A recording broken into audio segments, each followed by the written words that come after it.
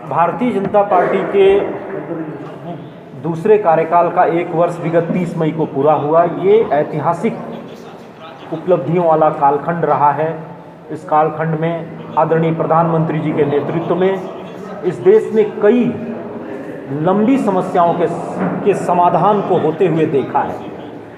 चाहे जम्मू कश्मीर राज्य का पुनर्गठन का विषय हो, धारा 370-35 को समाप्त करने का विषय हो, अपनी मुस्लिम बहनों को सामाजिक न्याय दिलाने के लिए एक बार में 3 तलाक की कुप्रथा को समाप्त करने के लिए कानून बनाने का विषय हो, सुप्रीम कोर्ट का निर्णय आने के बाद राम जन्मभूमि पर भव्य राम मंदिर के निर्माण का मार्ग प्रशस्त करने का विषय हो, वर्षों से विस्थापित होकर के त्रिपुरा में रह रही 35,000 परिवार ब्रूरियांग जनजाति के अस्थायी रूप से त्रिपुरा में बसाने का विषय हो, बोडो आंदोलनकारियों से एक समझौता करने का विषय हो, ऐसे कई ऐतिहासिक कार्य इस 1 वर्ष में हुए।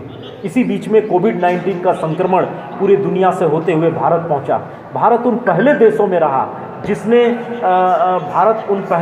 रहा जिसने इसकी भयावहता का अंदाज़ा किया, जिसने इसके भयानक रूप का अंदाज़ा करते हुए सबसे पहले लॉकडाउन घोषित किया। और आज पूरा विश्व मानता है कि समय पे लॉकडाउन की घोषणा ने भारत को कोविड-19 के संक्रमण के विस्फोट होने से बचा लिया।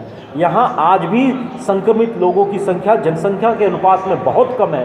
तो इसका एक ही कारण है कि आदरणीय प्रधानमंत्री जी ने समय रहते इसके संकट को पहचाना और समय रहते लॉकडाउन घोषित किया। और इसके सामने जो रोजी रोटी का संकट खड़ा हुआ, उस संकट के समाधान के दिशा में 1,70,000 करोड़ का पैकेज घोषित किया गया। 80 करोड़ लोगों को 5 महीने तक मुफ्त अनाज देने की व्यवस्था की गई। 20 करोड़ हमारी बहनें जिनके पास जनधन खाता था, उनके खाते में 3 महीने तक 500 रुपया जमा करने की व्यवस्था की गई।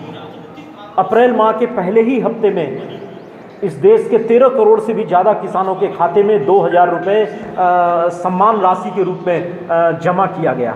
तो इस प्रकार से एक संवेदनशील सरकार प्रधानमंत्री जी के नेतृत्व में केंद्र में है, जिसने शुरुआत के 1 वर्षों में जहां एक और ऐतिहासिक